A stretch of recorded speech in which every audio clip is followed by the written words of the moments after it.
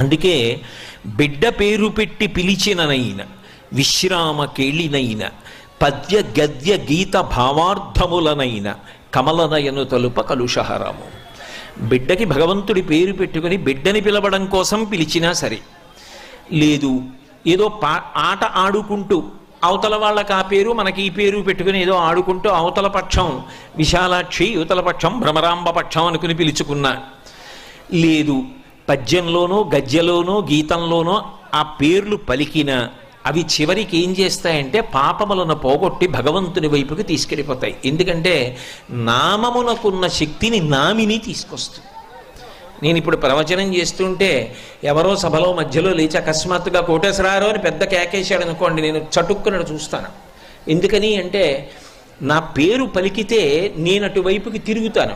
Nominee నామము లాగుతుంది, అది దాని శక్తి.